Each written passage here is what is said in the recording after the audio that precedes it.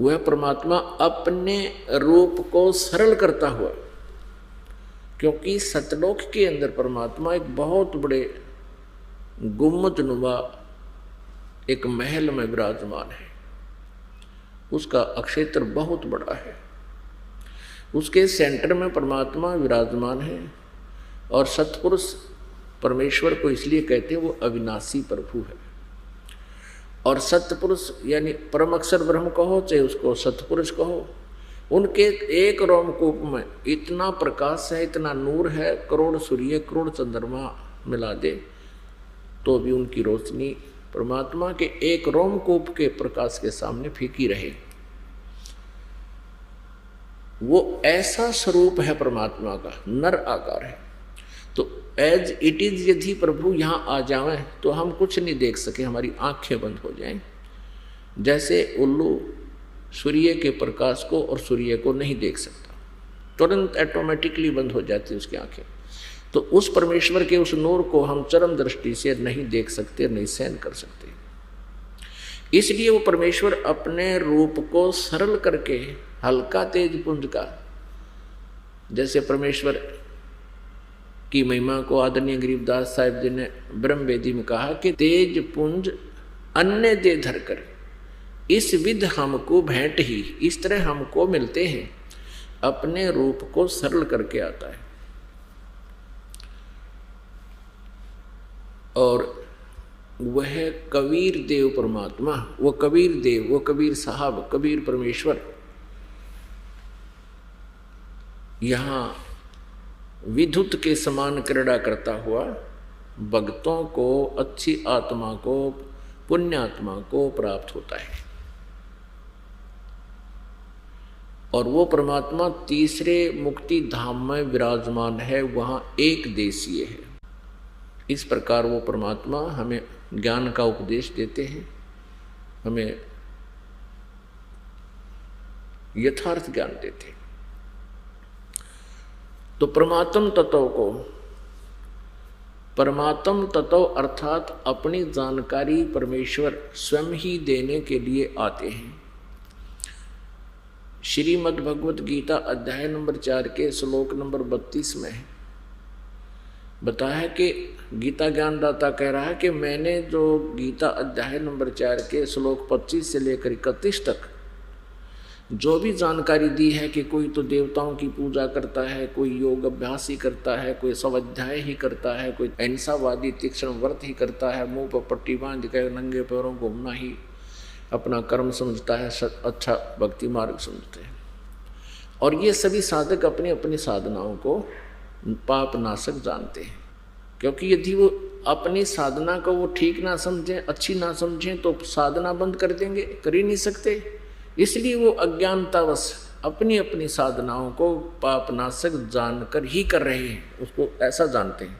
श्रीमद् भगवत गीता अध्याय नंबर 4 के श्लोक 32 में कहा कि इस प्रकार के जो धार्मिक अनुष्ठानों की जानकारी और इससे भी विस्तृत वो सच्चिदानंद घन ब्रह्म की वाणी में ब्रह्मणे मुखे माने सच्चिदानंद घन ब्रह्म की वाणी, यानी जो परमेश्वर स्वयं आकर के सतलोक से चलकर यहाँ अपनी अच्छी आत्मा को मिलता है, उस नियमानुसार प्रत्येक युग में परमात्मा आते हैं और वो तत्व ज्ञान, वो यथार्थ ज्ञान, अपनी जानकारी और हम कहाँ थे, कैसे यहाँ आगे, हमारे जन्म मृत्यु क्यों हो रही है, इसके पीछे किसका स्वार्थ है हमें मारने और जन्म देने में, ये परमात्म ज्ञान है। इसमें आत्म ज्ञान भी, परमात्म ज्ञान के अंदर आत्म ज्ञान भी और सभी परमात्म ज्ञान भी, दोनों का समावेश हो जाता है।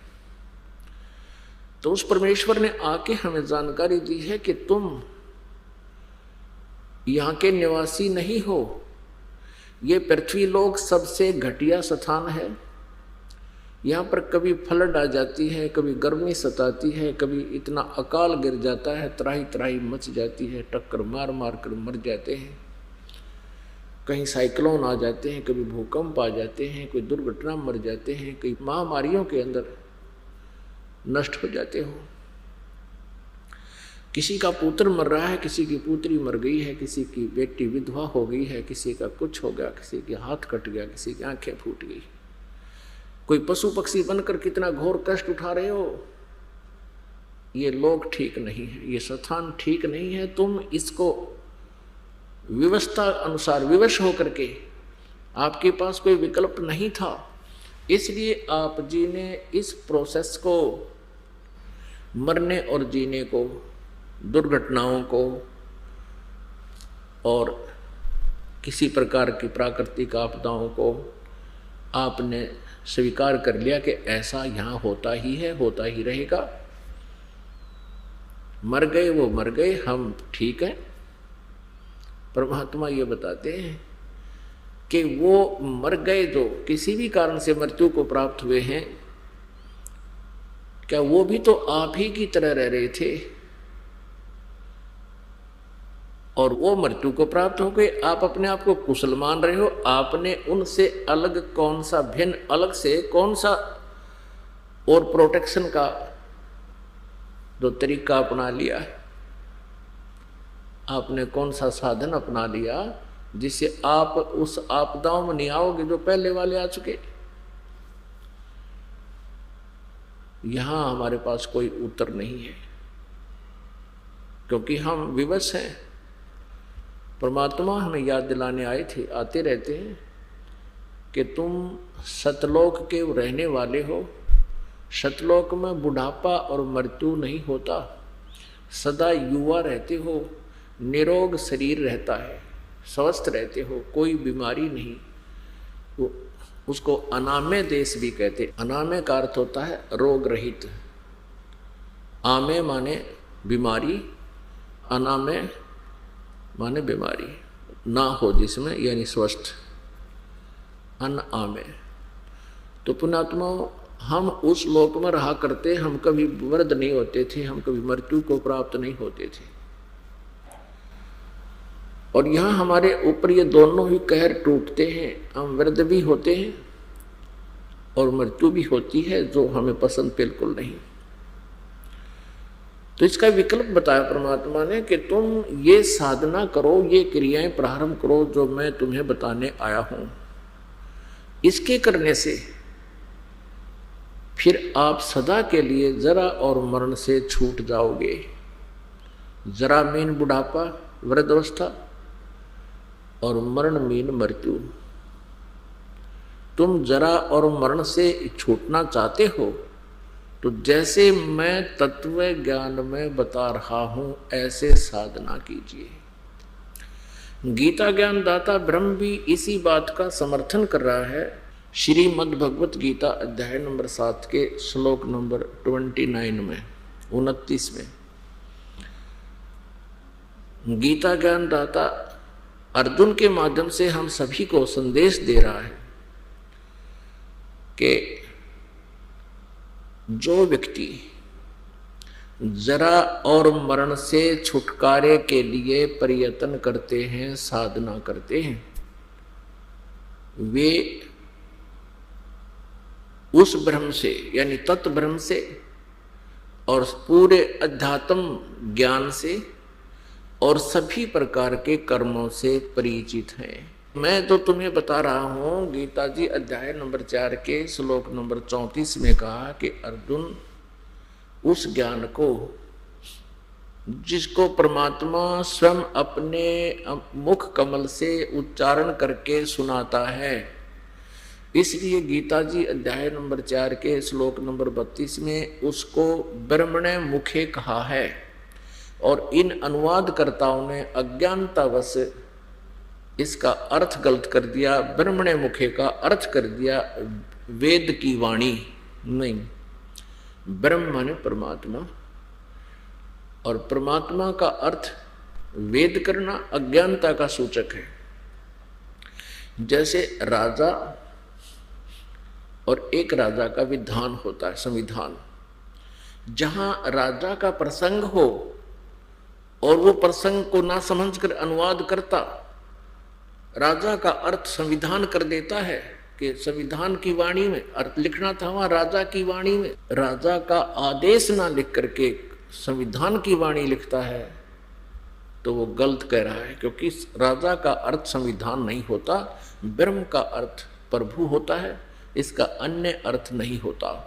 जहां पर इन्होंने अन्य अर्थ किए हैं वो गलत किए हैं, तत्व ज्ञान के अभाव से किए हैं, और जितने भी शब्द कोशों में भी कहीं इन्होंने ऐसी त्रुटि की है तो इन अज्ञानियों के द्वारा किए गए शब्दार्थों से ही उन्होंने रेफरेंस दे रखी।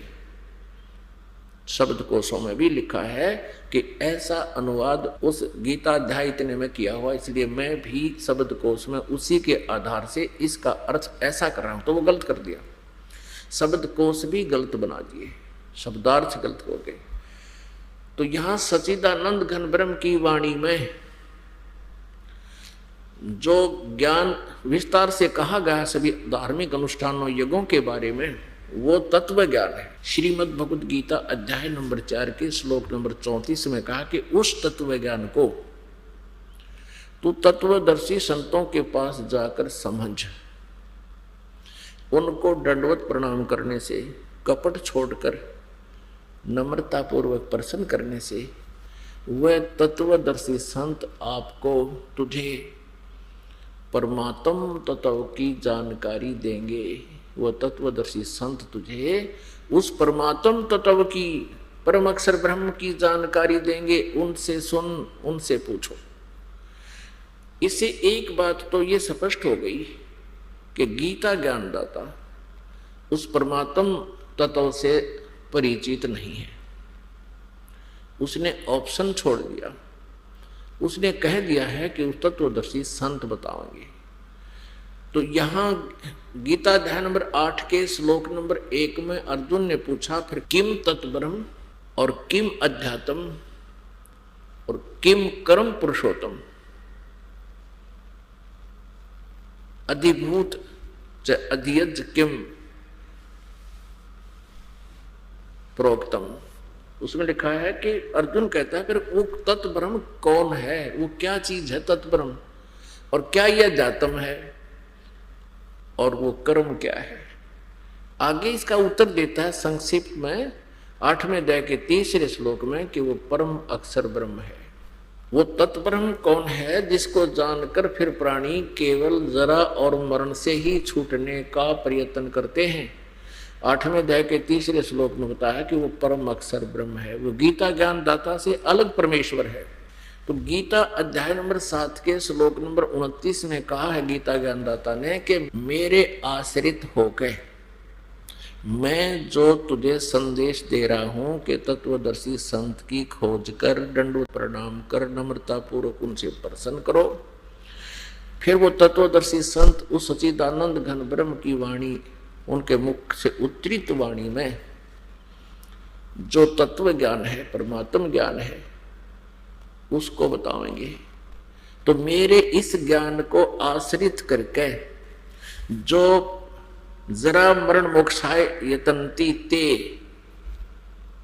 जो मेरे इस ज्ञान को आधार मानकर तत्वदर्शी संतों के पास चले गए, उनको तत्वदर्शी संत मिल गया,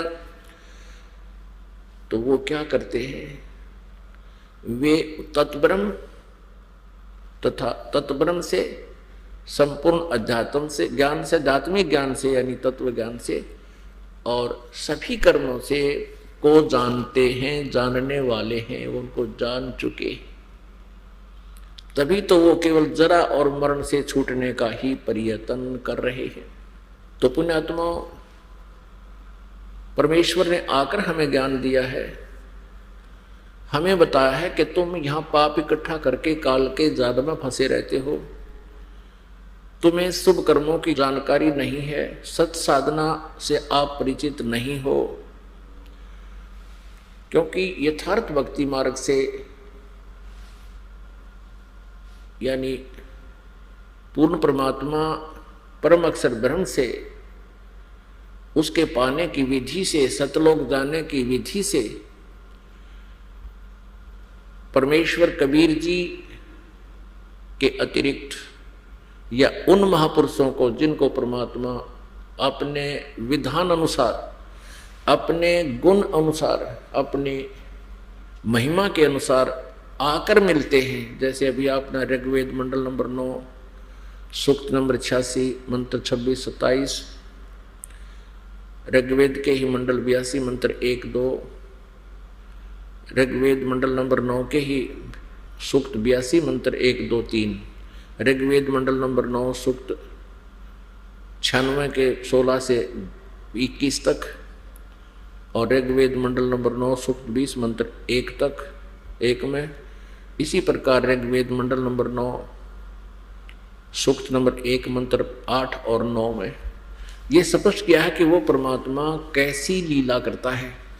वो अपने तीसरे मुक्ति धाम सतलोक से, अमरधाम से चलकर आता है, वो वहाँ विराजमान है, वहाँ रहता है, अच्छी आत्मा को मिलता है जो श्रेष्ठ आत्मा होती है। जैसे आकाशीय बिजली उसी धातु पर गिरती है जिसमें उसका अट्रैक्शन बनता है, ऐसे ही वो परमात्मा उन पुण्यात्माओं की तरफ खिंचा चला आता है जो अच्छी आत्मा होती है।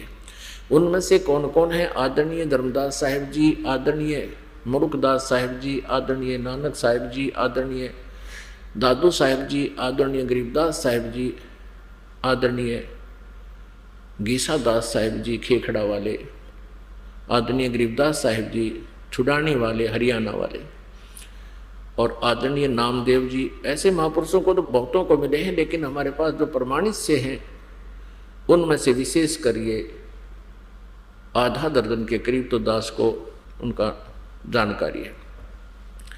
इनको तो यथार्थ ज्ञान हुआ प्रभु से, परमेश्वर ने आकर अपने विधान अनुसार, संविधान अनुसार, अपने नियम अनुसार उनसे मिले। जैसे वेद बताते हैं ऐसी लीला मालिक करता, ऐसी ही की उन्होंने।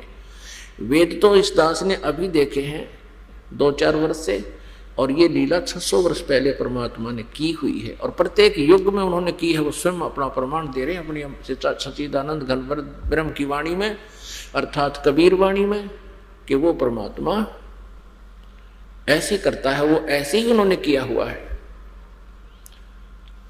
तो उन महापुरुषों को छोड़कर जिनको परमात्मा विधान अनुसार मिले हैं और जिन्होंने परमेश्वर के ज्ञान को स्वीकारा है, उसके अतिरिक्त कोई भी इस तत्व ज्ञान से, परमात्म ज्ञान से परिचित नहीं है। यहां तक कि श्री ब्रह्मा जी, श्री विष्णु जी, श्री शिव जी, दुर्गा जी, श्री देवी जी और अन्य ऋषि और ब्राह्मण कोई भी परिचित नहीं है इस तत्व ज्ञान से। ये सभी डलेड हो रहे हैं। परमेश्वर अपनी वाणी में कहते हैं, चारों युग में संत पुकारे, कूक कहा हम हेल रे, हीरे माणिक मोती बरसे, ये जग चुगता ढेल रे। सच्चिदानंद घन ब्रह्म की वाणी में, अर्थात कबीर वाणी में, जिसको सूक्ष्म वेद भी कहते हैं, उसमें ये यथार्थ ज्ञान सच साधना लिखी है, और उसमें पूर्ण परमात्मा के पाने की, जरा मरण से छूटने की सब साधना, सब विधि विस्तार से कही गई है। और उस साधना को ना करके, वो साधना तो है हीरे मोती माणिक लाल बहुमूल्य समझो,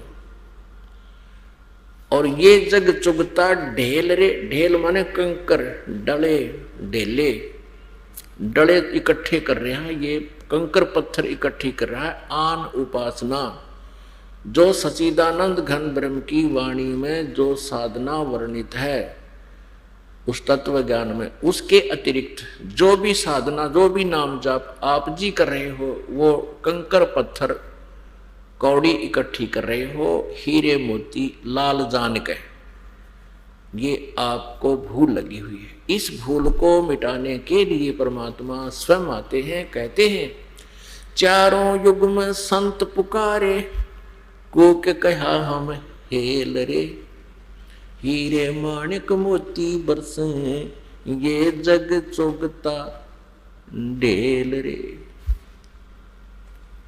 अपनात्मा, बच्चा जब तक किसी कक्षा में पढ़ रहा है तब तक वो अपने सिलेबस को रिपीट करता रहता है। उस सिलेबस से उसका पीछा तभी छूटता है जब वो सक्सेस हो जाता है, सफल हो जाता है, उत्तीर्ण हो जाता है। आप जी अभी शिक्षा में हो, आप अभी पढ़ रहे हो, आपका एग्जाम, आपकी परीक्षा होगी कब? जब आपकी मृत्यु होगी। जब तक आपका शरीर नहीं छूटता तब तक आप विद्यार्थी हैं, और विद्यार्थी का कर्तव्य बनता है कि उस सिलेबस को बार बार आवर्ती करता रहे, रिपीटेशन करता रहे, उसको सुनता और पढ़ता रहे, तो फिर परीक्षा में वो बालक, वो विद्यार्थी आसानी से सफल हो जाता है। जब आप यहाँ से संसार छोड़कर चलोगे तब आपकी परीक्षा प्रारंभ होगी, और उस समय आपने जैसा भी अपने जीवन में ज्ञान सुना है, भक्ति की है, जैसी भी आपकी वृत्ति मन की स्वभाव रहा है, वो सूक्ष्म शरीर में ऐसा ही क्रियाएं आप करोगे। जैसे आप सौपन में, जैसे जिसकी दिनचर्या जैसी होती है तो सौपन में भी वो ऐसे ही बोलता है, ऐसे ही बिरड़ाता है। एक समय हमारा दादाजी के भाई का पुत्र, यानी हमारा चाचा लगता था, वो खेतों में बाजरे का रखवाला रहता था। पहले चिड़ियाएं बहुत सताया करती थी, और उसके ऊपर एक मंच बनाकर लकड़ का, उसको डामचा कहा करते, जौंडा, उस पे खड़ा होकर के चिड़ियाओं को हलकारा करता था, उनको डराया करता था, आवाज लगाता था, हुर्र, और ऐसे उसमें गिलोल से गोफिया होता है वो मारा करता था, फटका करता था से, जिससे वो भाग जाती थी। सारा दिन ऐसे करता था, और वो सादा सा आदमी था। ऐसे ही एक दिन हम ऊपर पढ़ रहे थे, यही सितंबर का महीना था, रात्रि का समय था। वो आके ऊपर छत पर सो गया, हम चौबारे के आगे बाहर दीपक जलाकर पढ़ रहे थे। 12-1 बजे तक हम जागते रहे, पढ़ते रहे, तो एकदम उसने ऐसा जोर से करा, हुर्र, हम एकदम डर गए, कूद के पड़े, क्या हो गया चाचा को। हमने उसको उठाया, हमने कहा क्या हो गया काका, तेरा क्या हो गया? वो ऐसे ऐसे कहने लगा, भाई मैंने ऐसे सोचा, मैं खेतों में खड़ा हूं और चिड़िया बाजरे को खा रही है, मैंने जोर से आवाज लगाई उनको डराने धमकाने के लिए, इसलिए मैंने सपना आ रहा था। तो पुण्यात्माओं, जैसी रिहर्सल दिन में होती है वैसी ही रात्रि में स्वप्न में भी वैसा ही उसकी वृत्ति बनी रहती है, ऐसे ही वो बिरड़ाता है। तो ऐसे ही जैसे कोई रेढ़ी लगा रखी है, केले बेच रहा, ले 2 के 5, 2 के 5, 20 के 10, 20 के 10, तो वो सपने में भी नहीं बोलेगा ले 20 के 10, 20 के 10, क्योंकि उसका अभ्यास बन गया। तो ऐसे आप जी ने अब अभ्यास बनाओगे, जैसा यहां गप्पे मारोगे तो सपने में भी वो गप्पे याद आएंगे। जब आपका यह शरीर छूट जाएगा, सूक्ष्म शरीर में आप रहोगे, तो वहां आपकी परीक्षाएं प्रारंभ होंगी। आपने जैसे जीवन काल में जैसा भी संग्रह संचन किया है, कोई बकवाद घड़ी है या मालिक को याद किया है, जैसी भी आपकी विनम्रता या अभिमान, जैसा भी आपने संग्रह करके गए हो, तो वहां आप वैसा ही, वही परीक्षा में आप लिखोगे, यानी वही आपका वैसा ही व्यवहार विचार होगा। तो परमात्मा कहते हैं, मौला बैठा मोर्चे और देखे जन की भेड़, 10 कोट यम किंकर जहां एक नाम की खेड़। अब जैसे आप जी को सौपन आ जाता है या आपकी मृत्यु हो जाती है, तो आपको ऐसा लगेगा जैसे सौपन हो गया। तो परमात्मा कहते हैं कि जो मेरा भक्त है, उपासक है, नाम ठीक जप रहा है, साधना ठीक कर रहा है, उसकी परीक्षा लेता है भगवान। कैसे लेता है? कि मालिक मौला बैठा मोर्चे अपने निज स्थान से देख रहा है, और देखे जन की भेड़, मानी उसका गेम देख रहा है, मैच देखता है। उसकी भिड़ंत देखता है, उसका जो है लड़ाई देखता है कि वो कैसे लड़ता है काल के दूतों के साथ। जैसे काल के दूत आते हैं साधक के पास, सौपन सा बन जाता है, एकदम उसको वो अचेत हो जाता है जब वो लेने आते हैं, और वो गलती से आ भी गए आपके पास, तो प्रभु ये देखते हैं कि वे कौन सा हथियार प्रयोग करेगा इनको भगाने का। अब जिन्होंने सत्साधना की हुई है और ये ज्ञान आधार है कि ऐसी आपत्ति में आपने परमात्मा को याद करना चाहिए। यदि आप वहां कहते हैं हाय री मां मर गया, मुझे बचाइयो बचाइयो, तो मां तो वहां आपको बचा नहीं पाएगी, ना पिताजी बचा पाओगे, ना कोई भाई, ना राजा है तो कोई सेना भी नहीं बचा पाएगी वहां पर आपको। तो ये तो होगा आपका फेल हो जाना। यदि आपने किसी से पुकार दिया मुझे बचाइयो, आइयो, हे भाई आइए, हे पिताजी मर गया, हे माँ मर गया, खा लिया, मैं मार दिया, तो आप फेल हो गए। और पास होने के लिए क्या बताया है कि एक सतनाम के सुमरण कर दो, श्वास उश्वास का एकदम सिमरण शुरू हो जाना चाहिए ऐसी आपत्ति में। और किसका होगा? जिसने दिन में हुर हुर कर रखी होगी तो रात में भी हुर हुर करेगा। तो जिसने दिन में यानी अपने जीवन काल में जैसे भी परमात्मा को याद किया हुआ है, उस सूक्ष्म शरीर में भी उसको वही याद आवेगा और वही प्रैक्टिस बनेगी। तो यहां गरीबदास साहिब जी कहते हैं कि प्रभु परमेश्वर कबीर देव जी आप जी की परीक्षा लेने के लिए कई बार सौपन भी ऐसा बना देता है। तो ऐसी आपत्ति में हमने परमात्मा के उस सतनाम का सिमरण प्रारंभ कर देना चाहिए। जिसके पास प्रथम मंत्र है और द्वितीय नहीं मिला है सतनाम, तो प्रथम मंत्र का भी जाप आप शुरू कर दीजिए।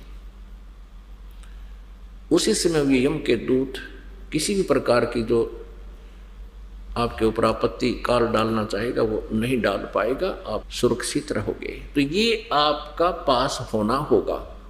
मौला बैठा मोर्चे और देखे अपने जन की भेंट, भेंट माने लड़ाई, उसकी तरीका देखता है, ये कौन सा फार्मूला अपना होगा। फिर उसका बता भी रहे हैं कि 12 करोड़ यम के दूत आ जाएं। 12 करोड़ हैं काल के दूत। कहते हैं सारे के सारे भी खड़े हों सामने तेरे आके, एक नाम की खैड़, खैड़ बोले ना टक्कर मारा करें, ये पशु जैसे भिड़ते हैं। और कहते हैं एक वह खैड़ है जैसे दो सांड गुड़ते हैं, भिड़ते हैं, दो भैंसे भिड़ते हैं, तो एक दूसरे का वह जो ऐसे सिर बढ़ाते हैं उसको खैड़ बोलते हैं कि उसने उसका खैड़ मारी। ये अपनी मदर लैंग्वेज है हमारी हरियाणा की देसी। तो कहने का भाव परमात्मा का है कि वो एक नाम की खैड़, सतनाम एक सिमरण कर दिया, हुआ खैड़ मार दी आपने, टक्कर मार दी 12 करोड़ के, और 12 के 12 करोड़ चक्कर काटते जाएंगे न, आपसे 100 फुट दूर जाकर खड़े हो जाएंगे। इसमें इतनी शक्ति बताई है, यथार्थ है ये बात। तो पुण्यात्मा, आप जी ने ये सिलेबस जो दास बता रहा है, ये ज्ञान, आप विद्यार्थी हैं, ये दास आध्यात्मिक गुरु है, अध्यापक है, जिसको अंग्रेजी में स्पिरिचुअल टीचर बोलते हैं। आप विद्यार्थी हैं और आप जी का ये जो स्टडी पीरियड है आपके अंतिम श्वास तक है।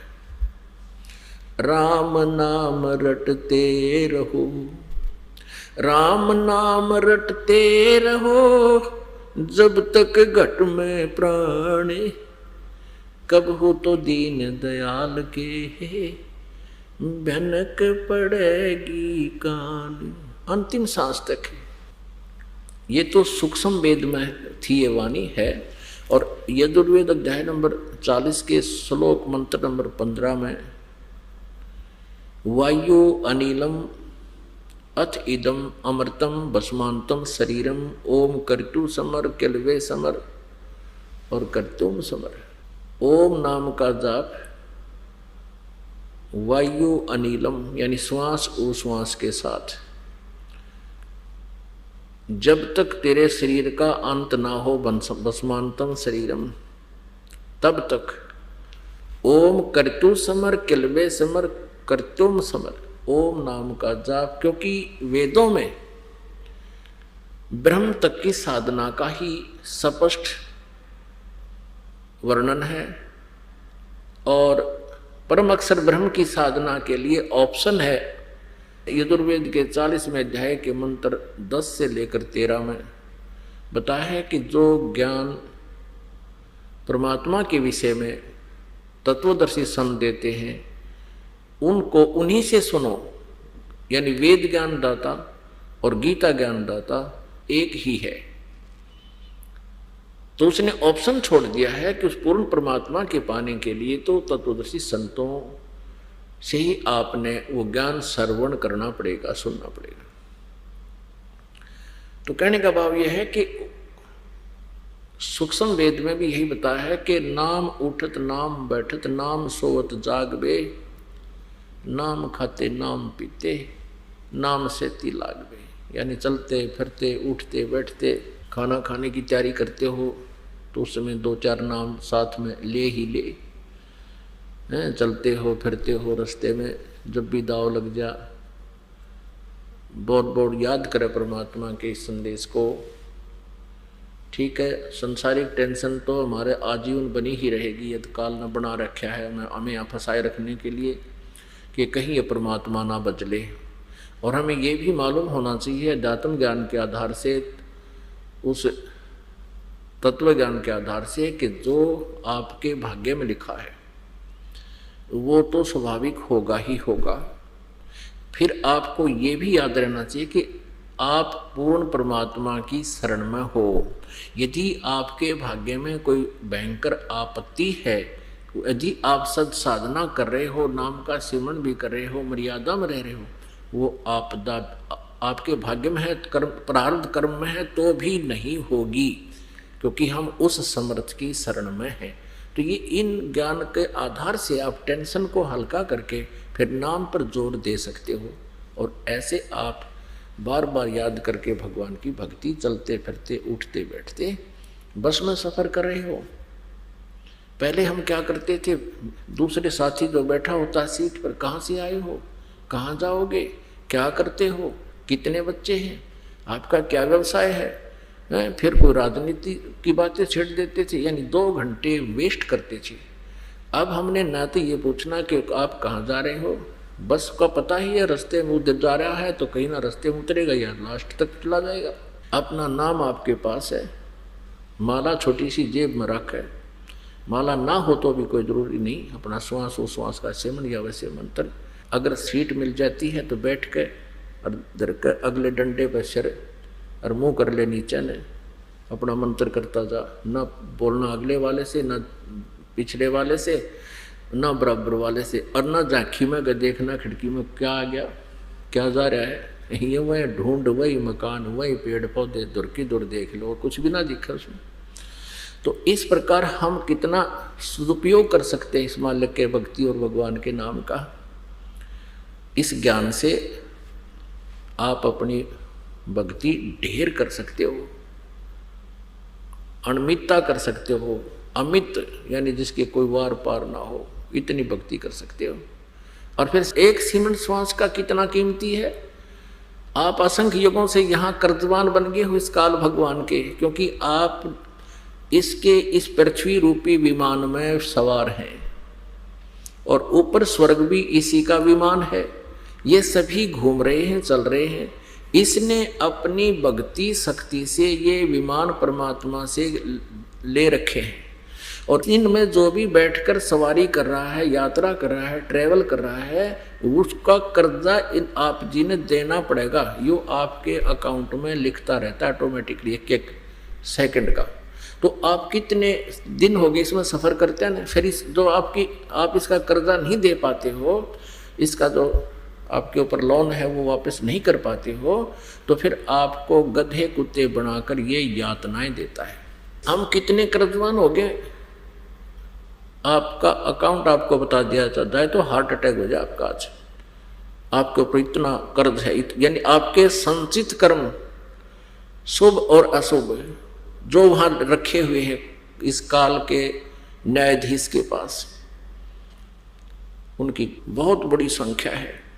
आगे आपने क्या क्या दुख और भोगने हैं, अगर आपके यह बात जच जाए, यकीन हो जाए कि जो कहा जा रहा सच्ची है, तो आपका नींद हराम हो जाए। लेकिन काल ने ये 3 इंजेक्शन लगा रखे हैं, रजगुण सतगुण तमगुण का, अपने तीनों पुत्रों से लगवा रखे।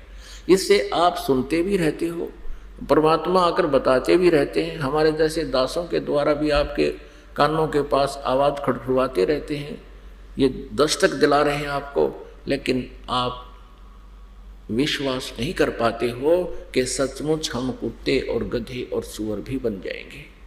और यही हमारी सबसे बड़ी भूल और हमारे इस मनुष्य जीवन के नाश करने का मूल कारण है।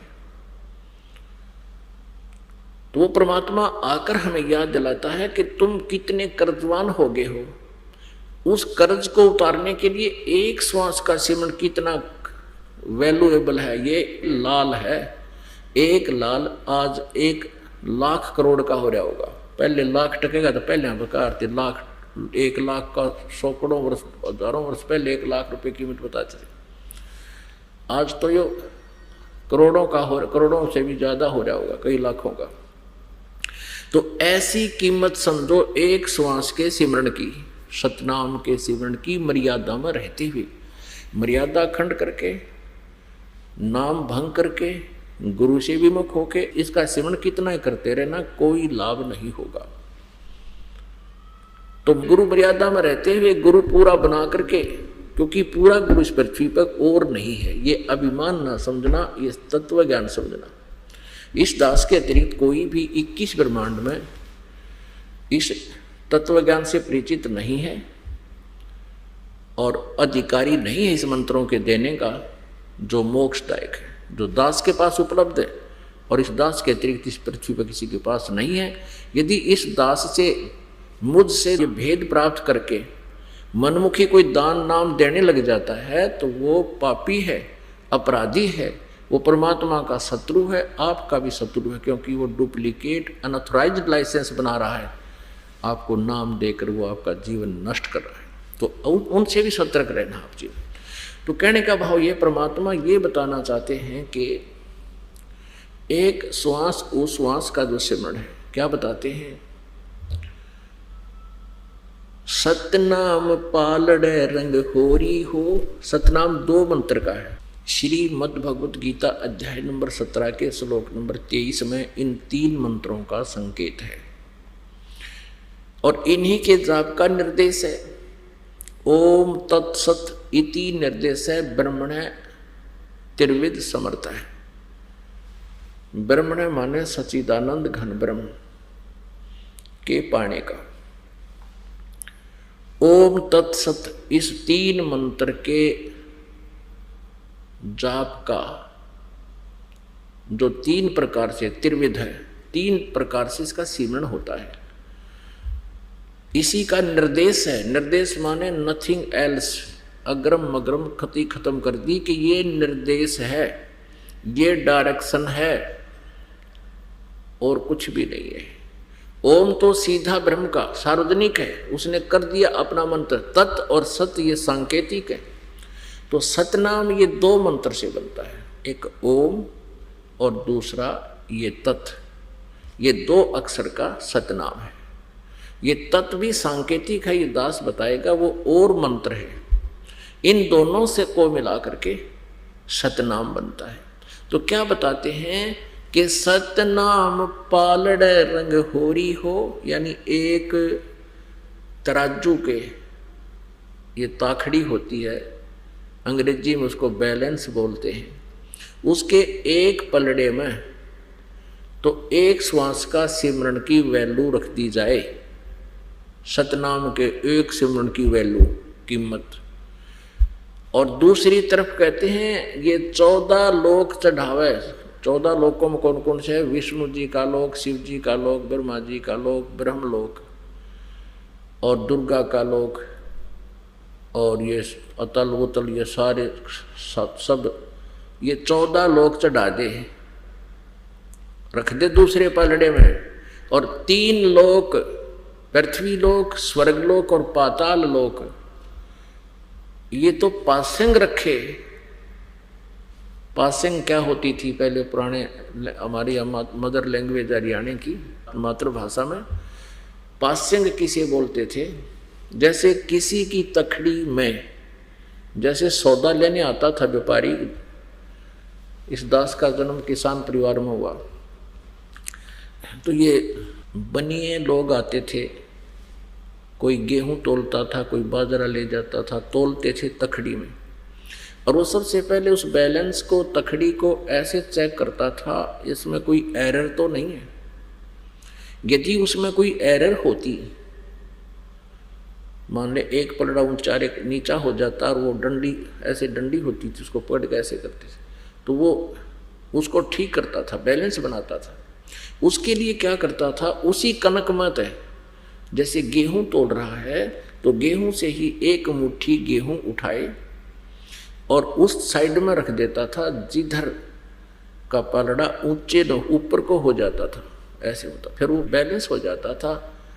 10 ग्राम 20 ग्राम जितना भी 50 ग्राम कणक डाल देने से, फिर जिसमें कणक डाली है उसी में बट्टे रख दिए जाते थे और दूसरी तखड़ी के तराजू से कणक भर भर के और फिर तोली जाती थी। यानी असली सौदा तो अन्य है और पासिंग तो थोड़ा सा वो गेहूं था, एक मुट्ठी भर 100 ग्राम 50 ग्राम, उसको पासिंग के लिए यूज किया गया। पासिंग माने उस बैलेंस की, तखड़ी की कमी को ठीक करने के लिए, एरर को ठीक करने के लिए, वो नॉन एज पासिंग है, उसको पासिंग कहा करते हैं।